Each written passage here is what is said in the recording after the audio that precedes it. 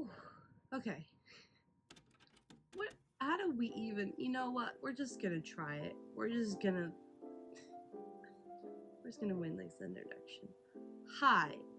If I sound absolutely terrible, like I'm speaking through my nose and my throat is all grovelly, it's because I've been sick for like consecutively 3 weeks. But hi, I'm Monty. You might know me as Gigi or like Previously Great or something like that. And this is my little chance at the author tube tag. Oh my god, author noob tubey tag. This video's gonna have so many bloopers. Okay, so yeah, author noob, you know what? Author noob tubey tag. There you go. No, but in all seriousness, I am just a little writer coming on here, just trying to make some friends, and I thought, you know what, the first great video should probably be some sort of introduction, and I found this AuthorTube newbie tag, and a lot of people look like they do it, so following the trend. I'm one of those people, it's like, oh, if your friends would jump off a bridge, would you do it? And I'm like, are there bungee cords? Then I'll do it, but you know. So yes, let's just get started. I guess I should probably just tell a little bit about myself. I'm Monty, Montana Payton, 32 years old, non-binary, they, them, but you can also use she, her, I don't particularly mind. You know, I've been pretty much a creative since 2 years old. My first drawing, my parents have always told me, was of Donald Duck, but it was so accurate that they could understand that 2-year-old just drew Donald Duck and adults could understand what it was, with like colors and everything, like outlined and then filling in with colors. I was an advanced 2-year-old. You know, from there I just really liked making like comics and little books, and there was this like thing that we had when I was growing up where it was I can't remember it, but it was like you got blank books and you had to like make your own cover and like write your own story and put it on the inside, and it got like in a competition. I always wrote little books like that, and I did fairly well. I won almost every time I entered, which was to most of my peers' distress, that whenever, you know, I entered it, they're like, frick, that person. But yeah, so no, you know, middle school, high school, always in advanced art classes, always liked creative writing, but never really got into it until after high school and into college, where I took a bunch of courses. I was originally going in for a Bachelor of Fine Arts, but I just kind of left recently. Well, I didn't leave, I graduated. I graduated from Indiana University with a liberal, what is it again? Hold on, looking at my wall. An Associate in Liberal Studies. So, I just kind of, I was like, you know what, I've been in this way too long, and I just need to go out and actually start doing something creative rather than kind of holding myself back with the, well, I'm in college right now and I'm learning. I'm like, no, you eventually gotta literally jump the nest and fly, and it only took me about 12 years to finally do it. I started really kind of writing back in 2019, where I wrote my first book. But yeah, we'll get to those in a second. They're right down here. I wrote a few.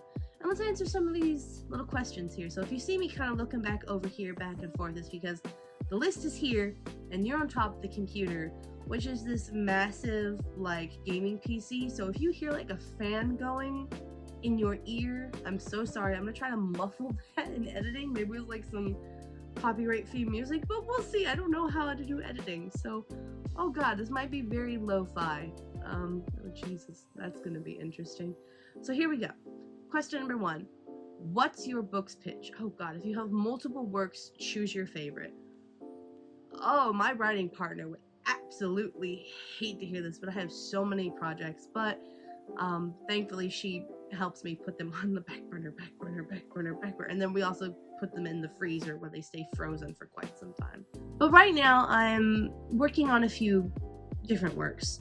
I'm working on Project OMM, which stands for title that's probably never going to actually stick. I went to a writing convention for, and you kind of like, you go and you kind of like listen to seminars and everything, but there are agents there to pitch. I pitched to 2 agents with it when I was working on draft 3 in April, and they're like, oh yeah, you know, when you're done with this, totally send it to us. So I was like, yes. So I'll give you its little pitch, but essentially it is a, here we go. It is a Beauty and the Beast retelling set in fantasy Victorian North America with magic, and all the monster magical creatures are actually based off of North American / Canadian / Mexican cryptids. So there's things like the Mothman, there's things like Bigfoot, stuff like that. And so I'll just also you're gonna hear so many filler things like and and like, because whoa, even though I can write pretty dang well, speaking is jumble garbo mess. So here we go. Sasha Black, an orphaned witch with a terrifying oracular talent to predict a person's death, sells herself into service to escape an angry mob, and eventually falls into the hands of 𝗔𝘂𝘁𝗵𝗀, an alchemist with a monstrous skull face. Sasha must quickly learn to survive in a world of dark arts, monstrous creatures, and cruel men, or if she does not, the consequences could have deadly repercussions. So it's a pretty like simple little pitch, but it's, you know, it's your elevator pitch. It's supposed to be like that. I was very inspired from a child instantly from Beauty and the Beast, Disney's Beauty and the Beast, and then from there I just took off with like reading like any sort of monster romance that you could get back in the early like 2000s. But it wasn't really like popular back then. There was one book that I have. It's like The Unexpected Dragon. It's way up there. It's really beaten and old. I stole it from the library. Sorry, library. And it didn't really have, it had a romance in like book 3. It was like a big book where like there were 3 books inside of it. And the first was like this teenage girl, plus size, like discovering she's going out into the world and everything, and she meets a cast of all these talking creators and everything. And then by the end of it, that plus size girl is like thin and miraculous and beautiful, and one of the talking creatures was a pig with wings, and it turns out to be a dragon man, and they have a child at the end of it. But then they give that child to like a council of dragons so that they can live in peace on an island for the rest of her days. And it's just like, how did that lead to monster smut? You know, it's just like, what? Of course, back then, you know, there wasn't really a lot of that, or at least, you know, I was an innocent, pure little bubble, so I wasn't going into like the kind of interesting places of the early 90s, 2000s internet. It was a really weird transition to try and get from Beauty and the Beast to kind of smutty romance. But it was there, and I got there eventually. Another project I'm kind of toying with right now is, I'm calling it Project Zombie Dog, which is Zombie Dogs, which is basically like, there's so much media recently, well, in recent years, I'm gonna say, not recent years, which can be, you know, 5 to 10 years, of like zombie content where like it's the humans that have to survive, or sometimes they'll throw children into the situation and like it's from the kids' point of view, or like dystopian kind of things where it's from like teenagers or like, you know, mutated like animal children kind of thing. But I was like, but what if it's like an immediate month within the zombie apocalypse, and instead of people, it's the cast is all dogs. So I have a cast.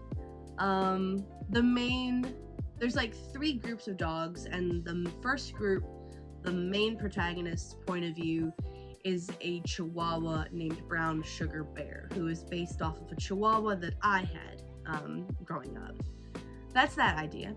And then me and my writing partner, who's also my girlfriend, we are working on we were like, what if we take like True Blood and Twilight, but make it correctly BDSM related and even kinkier, and make it gay, make it fluorescently gay. So our protagonist is a singer-songwriter who moves to San Francisco, and she meets a dominatrix mommy vampire lady, and it's all their adventures. And we have like 8 books planned, and I'm like, girl, I am the biggest procrastinator. So that's that, and that's called 𝗶𝗲𝘂. 𝗶𝗂𝘂𝗶𝗲, and that also stands for, like, Om stands for something, OMM, but 𝗶𝗲𝘂 also stands for something. I'd be curious if people can try to guess what 𝗶𝗲𝘂 stands for. Those are kind of my general things. I also have like a multitude of tiny little projects that I work on, but I try to just stay to like 3 at a time. As I said, there's so many on the back burner and so many in deep storage frozen. But yeah, let's go to the next question. If you were a book, how would you pitch yourself? Oh dear Lord, good heavens. I don't think it's so much of if I was a book, but a book goblin. I'm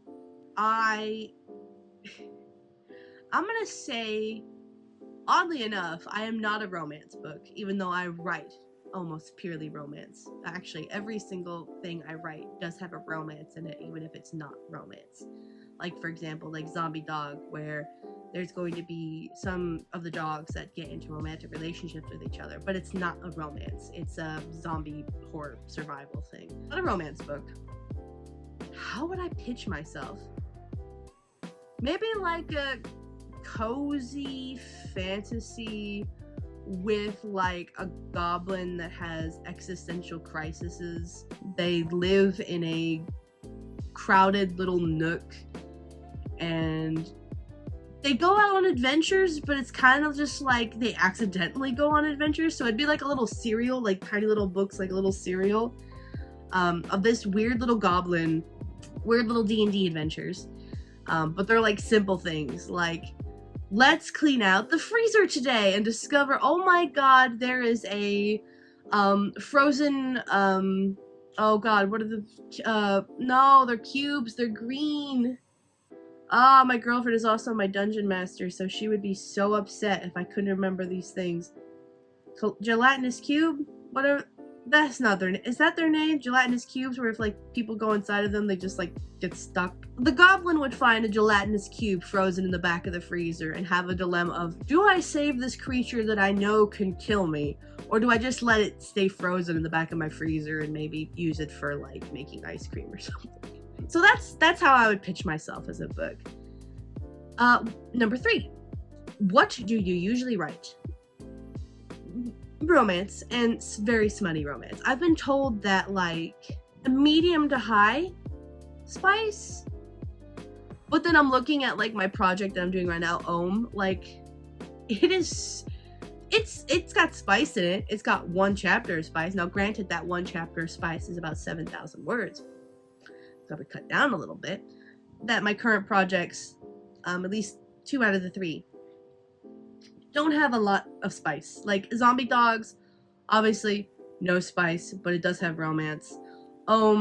Low spice, but the low spice it does have is super spicy, so I'm gonna probably put that as a medium spice actually. And then 𝗶𝗲𝘂, you know, that's spicy. That's what I usually write. And to mix in that, the settings are normally either fantasy, science fiction, or a little bit of horror, or like modern paranormal. That's about it. I don't really do like historical, so like not like historical romances, like cowboy romances, unless they have like a weird like paranormal, this is where the troublemakers come in, unless they're like werewolf cowboys who ride on minotaur bison men and they own a centaur ranch. Maybe then that could be considered like a cowboy romance. So that's what I do. I haven't really ever thought about writing something that doesn't have a romance in it. That's just what I do. I love romance. I am a sucker for a good pining. Let's see, question number 4. What's something you'll never write? Well, I think this is kind of simple. I will never write something that doesn't have a romance in it. I literally cannot read most anything that, if it doesn't have a romance, I'm out. It has to have a romance plot, or it has to, like, at least something. Give me a titty, a kiss, a hug, a glance. Give me something that will end in a I love you. I don't even care if it ends in a tragedy where it's not a real romance, like Romeo and Juliet. That's not a romance. That's a tragedy. But it is still such a good romance within a tragedy. It's just not a romance. It's a tragedy. The stupid children die at the end. So it's gotta have romance, and I will never write anything without a romance plot. Question number 5.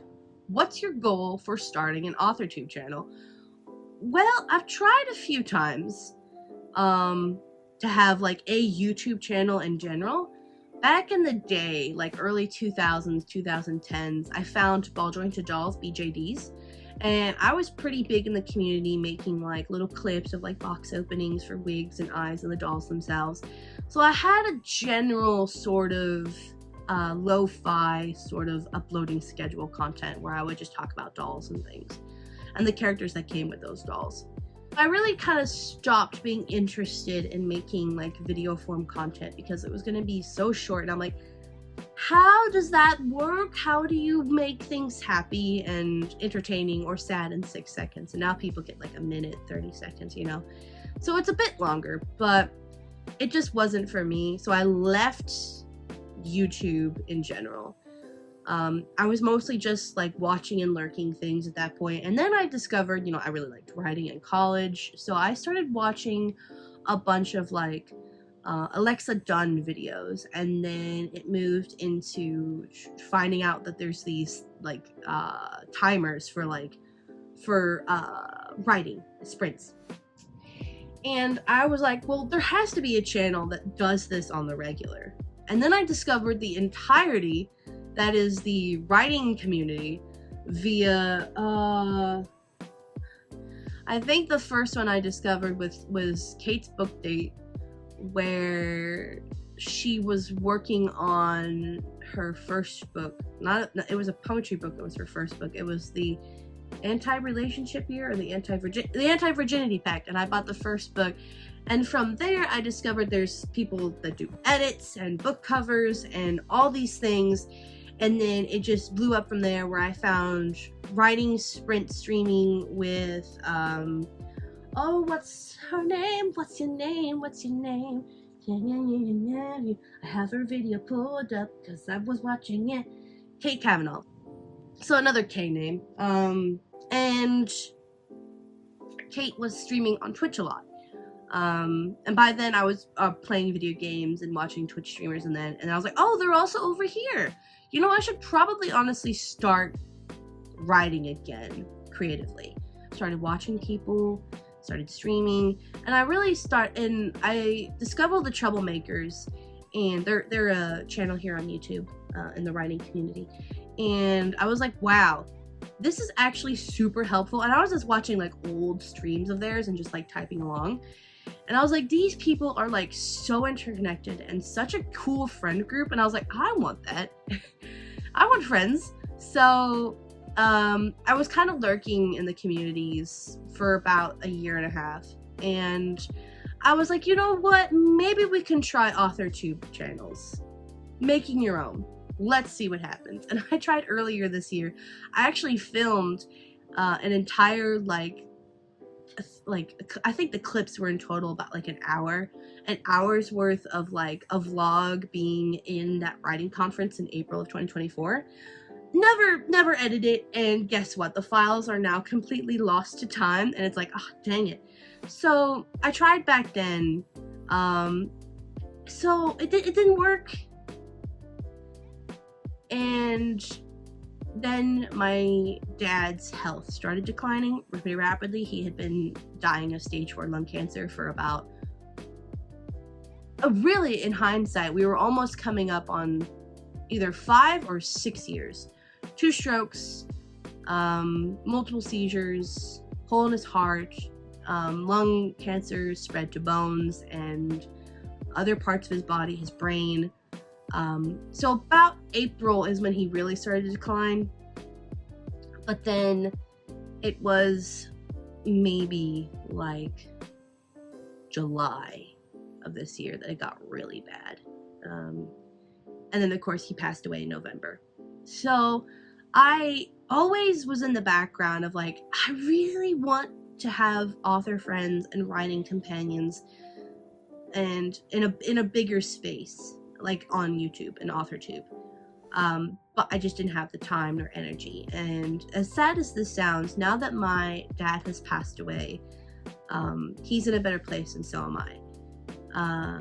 And I really, really desperately, and this is sounds like a really pathetic, like, will you date me please kind of thing, but no, it's more like, you know, I really want a community to talk to and like friends to hang out with, who also love writing. And so that's kind of like my goal for this channel, is to just find friends who write. And maybe I could like hang out, or we could talk about books, or we could talk about our writings, and what if we hold hands? That's pretty much it. I don't have a lot of hard goals, like subscriber wise or like view count wise. As long as people are having like a good time and we can just talk about random things, I'll be happy. Let's move on to the next question. Number 6, what made you want to start writing? I think I explained a little bit in like the introduction where I was talking about how like I wrote from a really young age, and that would be mostly because of my grandmother. She passed away this year in February on my dad's birthday, so that was fun. But she always encouraged me to like read and write and be creative. But when I was a little kid, I really didn't like reading. I was more interested in art. So then she got for me manga. And I think the first, I'm looking up here on my shelf, I think the first series that she ever got me was 𝗏𝗏𝘄𝗵𝗏, and it was, oh god, I have to tilt my head, The Man with Many Faces. It was based, I'm looking at it, it's basically like little orange cover, and it's about this like 10-year-old kid who's a thief, and he has like a kindergartner girlfriend or something. I was a 𝗏𝗏𝘄𝗵𝗏 fanatic. You know, I still have them up there. There's Angelic Layer, there's Angel Knights, there's Wish, there's Legal Drug, Clover, Cardcaptor Sakura. So 𝗏𝗏𝘄𝗵𝗏 was my amazing thing. So my grandmother got me into that, and then I really kind of to see how you can integrate drawing with writing, and so I wanted to pick up books and actually read books rather than just the manga. So some of the very first books that I ever got were from the library. And remember that book where it was that weird ass dragon book, The Unexpected Dragon? That was one of the first books I ever read, and then weirdly enough came Twilight. That was it. It was my grandma who really made me want to start writing, because she just opened me up to how so many forms of creativity can kind of like blend together. And nowadays you can understand that there's so many people that have to work on one book, self-publishing or traditional wise. There's editors, there's book covers designers, there's interior formatters, there's people if you need stuff to draw for your merch, things like that. And then the printing of the book, you know, if you want something embossed or with gold cover or front, or like if you want the end pages to be colored. There's so much that goes into making one book, and the creative process, it's just amazing. The creative process is amazing. So let's go to number 7. What's your publishing path? Self-publishing, traditional publishing, hybrid, haven't decided yet, or you just write for fun? For me, I first started out with self-publishing. I almost got tricked by a vanity press. I almost got tricked. It was for my first book. Let's see if I can bump it up. This is not the original cover for the first book. But this was my first book. And that's my pen name, 𝗏𝗏𝘄𝗏𝗏. I thought I was so clever with that name. And like, I do love wolves. Like, wolves and crocodiles are some of my favorite animals. But essentially, this was my first book, 55. And there's the back of it. besides another book like this one, all of these are no longer available. I started out self-publishing, and this was my first book. It's a sci-fi romance. I wonder if I put any images in here. I don't think I did. Oh, I forgot to put that in there. It's a sci-fi romance. Oh, I did. There's like the ship, the 𝗟𝗲𝘁𝗵𝗂𝘀, which is like a basically Noah's Ark kind of thing. So, sci-fi romance. Almost got tricked by Vanity Press, and for it, I always made my own covers. It did get a look over by Kate's Book Date whenever they were doing like consultation editing, I think it was. I can't actually remember. So, and I also drew my own like chibis for it, and this is like a sticker. Those are the two characters. I don't know if you can even freaking see that. Can we put something behind it? Can I be like a beauty YouTuber? It's not gonna work. So, I started off self-publishing because I was too stubborn and too hard-headed not to be patient and wait. That's still something I have a really hard time with. I will try to force something to work even though I know it won't, and I'll try to put on the gas pedal when there is no gas. So from there, I did this book. This is Missing Link. From there, I also did... I can't remember the order of these. I think it was then my very short novella, which I do now understand these days to be 𝗟𝗲𝘁𝗵𝗂𝗀. It's basically like if Rapunzel meets the Little Mermaid. This was the original cover that I got commissioned by a friend of mine. But I did like all the typography and like editing, actually like moving it around. Oh god, it's so, like this is misaligned I think so much. It should have been a little bit more over. I did this one. I don't know if there's actually anything interesting in this one. No. Okay. So then I did a 𝗟𝗲𝘁𝗵𝗂𝘀 retelling, and then I did a very short, and this is also not the original cover for this book. I redid all these a few years ago, or maybe a year and a half. This is another little novella, like 34,000, and this is called The Alien, and it's another sci-fi romance. Sci-fi romance. We call them SFR. But I did the cover, I drew it, edited myself, and then between that and that book,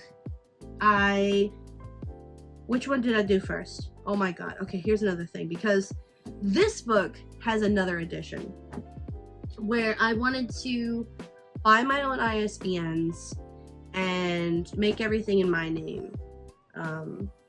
I wanted to get to a wider audience because I wasn't having really enough success on Amazon. And I just wanted, if I could get the book anywhere, just get it out. Just go.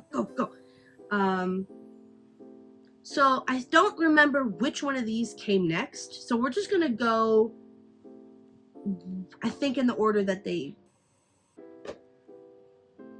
covers got edited. This was my fourth book. The editing and formatting in this book is so much better. This is when I really kind of started to like, I made this cover as well with stock images and editing and my own stuff. This is a kind of like lesbian SFR romance where she's like a spoiled brat heiress on a space station, and this is her giant female bodyguard, who is like a hyena alien female woman kind of lady. First book is Brat, and then the other book I had planned is called Exile. I kind of really want to revisit this, but I was having a really difficult time trying to self-publish and get some sort of traction. And that's when I was like, okay, well maybe then I can buy my own ISBNs and own my own books and try to get them in more places rather than just Amazon. So that's when I redesigned Maiden and the Mermaids cover to be this definitely a bit more, you can kind of see the difference. I don't know, I mean, they're both really beautiful. Oh my god, I just realized that this one's a little bit bigger. Yeah, because this is 5.5 by 8.5. This is 5 by 8. So you can kind of see that they were in both the same vein, but this one was definitely more, this was illustrated, and this was people that I edited on the cover. So yeah, they have different vibes. And, you know, by that point, I was like, wow, I am having a difficult time self-publishing. I didn't know if it was because my writing wasn't up to par, if it was my covers, or if it was something else. And I was like, well, maybe I should just try traditional. So I was always really fascinated by beasts and romance and stuff. And I was like, well, maybe I can try, because then this was when romantasy was really kicking off. I mean, there was 𝗟𝗏𝘁𝗗𝗏 like many years before, but 𝗟𝗏𝗁 had its thing when it popped off. And then it popped off again randomly a few years ago. I was like, oh, Jesus, now there's this big romantasy boom. So I was like, well, maybe I can try doing 𝗏 again. And now that I have all these different kind of like influences and inspirations and my own creative ideas, I could try traditional publishing to kind of help me really get out there, so I don't have to worry about my own ISBNs or my own sort of like publishing marketing, because I was terrible at it.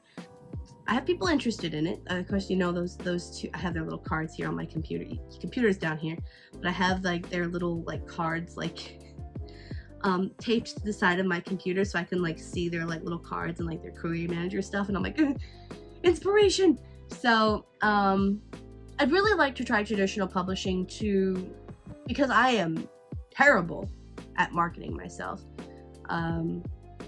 And I think it would help me kind of reach a bigger audience than I could alone.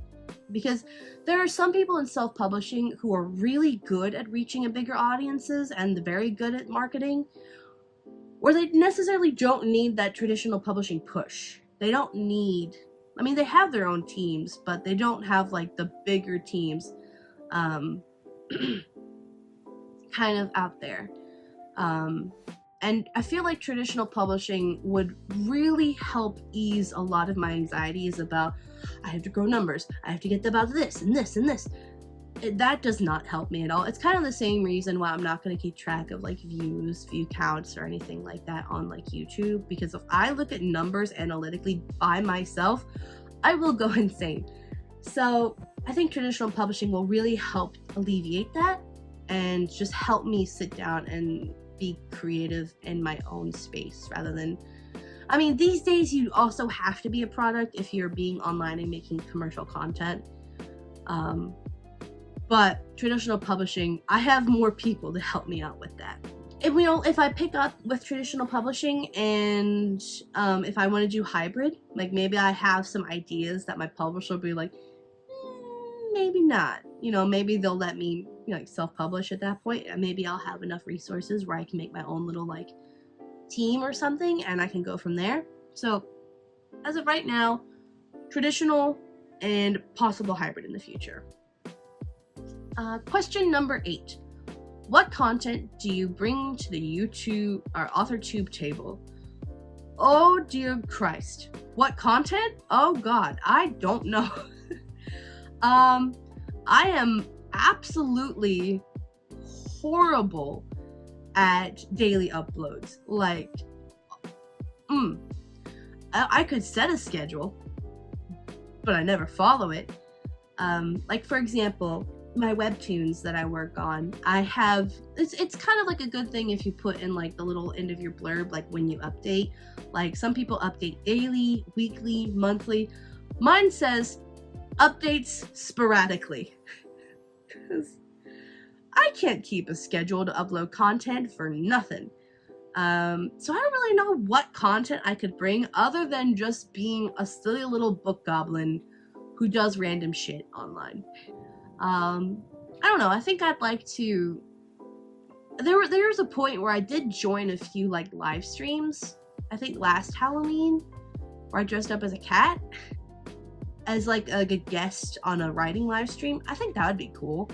I don't know if I could do it by myself quite yet on my own, because I'm the biggest baby in the world, big scaredy cat. But, you know, maybe streaming sometime, at least as a guest. Maybe vlogs. Definitely it's probably going to be very lo-fi, because like I am not a good video editor. Like literally back in the ball jointed doll days, no edits, all one take, and they would be horrible and rambly, and I guess that maybe is part of the charm back then, because you just like didn't have to edit out any of your weird quirks. You just kind of were able to put it on the table because it was such a niche community. But with AuthorTube and writing definitely blowing up quite recently, it's like content and branding. I'm just gonna bring myself and we'll see where the fuck we go from there. Question 9. What's your biggest writing struggle? Oh, that is definitely imposter syndrome. It took me a second. I was like, impasta. And I'm like, that's not what that means at all, brain. As I said, remember earlier, writing, good. Speaking, garbly goo. So yeah, my biggest writing struggle is definitely imposter syndrome. I have been kind of in the ringer of self-publishing and being at a mediocre level because I felt inadequate or not good enough, because I was trying so hard but I wasn't getting anywhere. I'm like, I must be horrible at this. But then I would read people my stuff for like, just listening, like, wow, this is really good. And I'm like, I'm glad you think so. So definitely imposter syndrome, which feeds into my, you know, it's part of like my sort of autism where I will like freeze up, and it's like it's a high dysfunction of where I'll go. How I explain it is, if you and me are walking down a road and suddenly there's a like endlessly tall 5-foot wide brick wall but nothing on either side, you can obviously look around the brick wall and walk around it. Meanwhile, me, I will go, oh my god, that is incredibly tall. I will never ever be able to climb it, and I will not be able to see that you can literally just walk around. So that's my sort of thing, where I will then get stuck and I won't be able to do anything because of imposter syndrome and, you know, just thinking that I can't do it.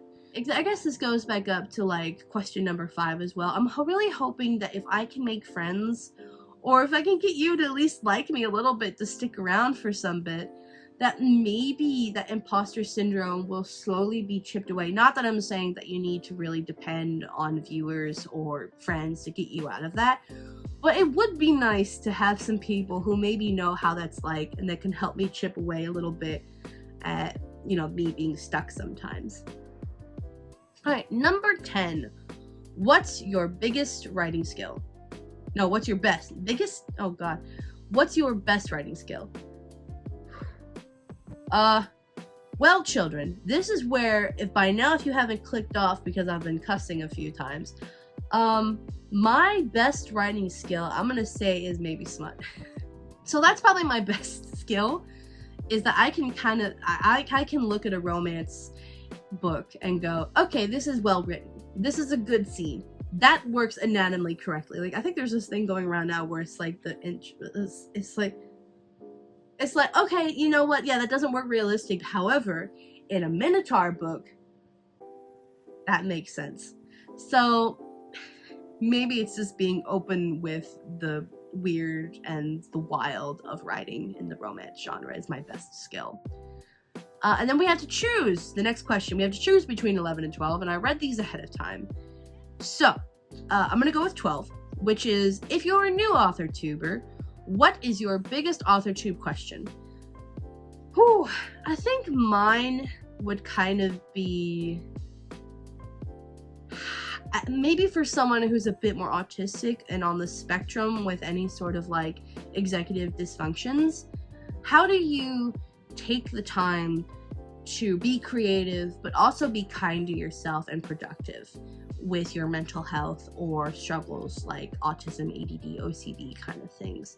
I'd really like to meet other people who have that sort of same lot in life as me, and maybe we can connect and talk about it. And let's see, question 13. Are you looking for any new channels to follow? Betas, control partners. You don't want a controlling partner. Don't do that. CPs, or other type of writer buddies. As I said, like, I'm not really having like expectations of like followers and like comments and stuff like that. I would really like to follow just more writing channels, people who are aiming for traditional publishing, but also maybe like people who do creative content with books in general, like book covers and art for books and things like that. So maybe a CP would be nice, maybe some betas would be nice, but mostly just people who are like me, writers. I don't know, let's have fun, let's make some friends. Question 14. What are you most excited for this new fresh start on AuthorTube? Oh god. That feels very pointed at me because I told you, of course, I went through very multiplications of being on YouTube itself. I'm not paying attention to numbers or views or anything like that. I guess I'm just really excited just to honestly make some friends and talk about writing, or do writing sprints. That would be cool. Yeah, just find people who are like me, and let's see if you can match my freak. Let's talk about our werewolf cowboys who ride minotaur bison people and work at a centaur ranch, but they're all gay. Let's talk about that. That'd be fun. So yeah, I think that's pretty much the entire tag. How are you? How are you doing? How is your holiday season going? I mean, holiday season mostly from, let's go back a bit. Let's go from October to possibly New Year's. Let's talk about plans. What are you doing for New Year's? Are you doing anything for New Year's? So tell me what's up. What are you writing on? How's your day going? I will try to make little links down below if you want to follow me in a few different places. I tend to follow people pretty immediately. Yeah, hope you had fun. Hopefully I didn't ramble your ear off too much. And do you want to be my friend? Let's hold hands. Okay, bye.